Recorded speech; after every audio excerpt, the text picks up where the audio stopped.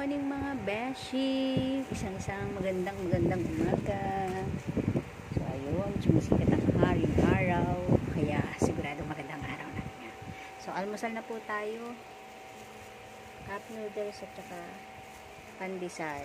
Si mother ko, binigyan ko ng 50, pinabibili ko doon kung anong gusto niya siya, pinabibili ko kasi para mapili niya kung ano yung gusto niyang almusal. May nagtitinda kasi ng luto dito sa amin, spaghetti, sopas, pansit, canton, minsan may tawag doon champurado, para siya yung pipili.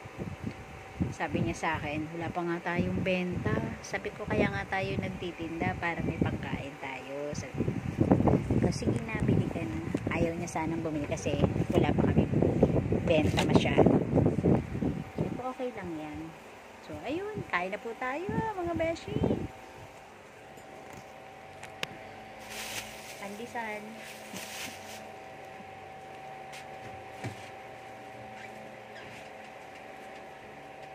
At cheese whiz. Galing sa rep kaya parang medyo matigas-tigas pa siya. Nalagay ko sa rep.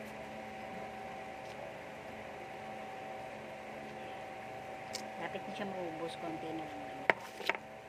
Ayun.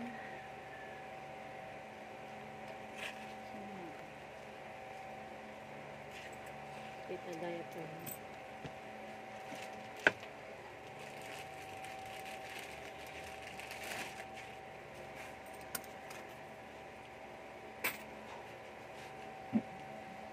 Siyempre, dahil lumahawak tayo ng pera, kailangan natin tasik ng ating kamay.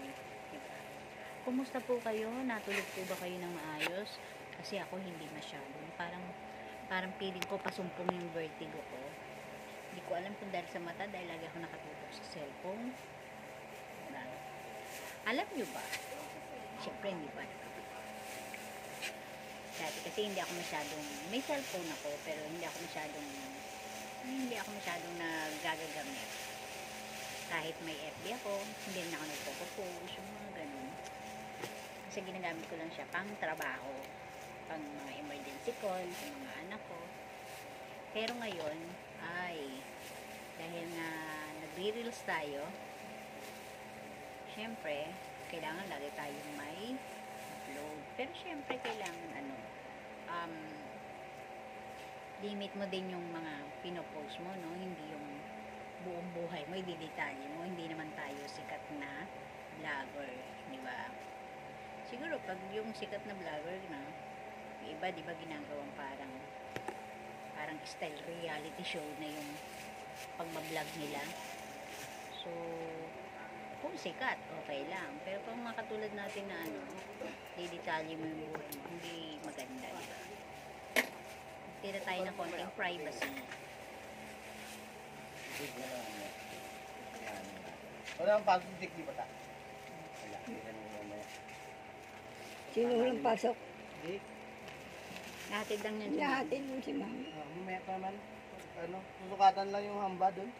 Para makuha namin 40. 48,000 yun. Bababaan yung namin para makuha doon.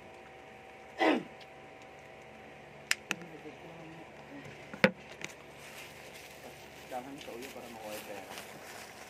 Tama ka, pero. Ang ganda mo. Yung ginger yung mukha mo.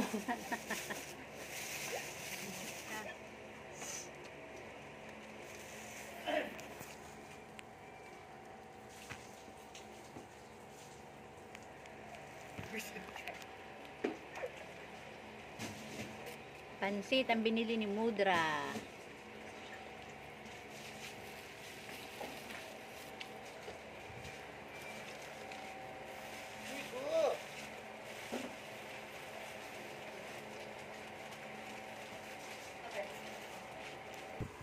So ayun, tapos na po tayo mag-merienda. Kaya mag-merienda, mag-almusal. Merienda na agad nasa isip ko. Sana kayo rin. Thank you guys for watching. Bye. Good morning.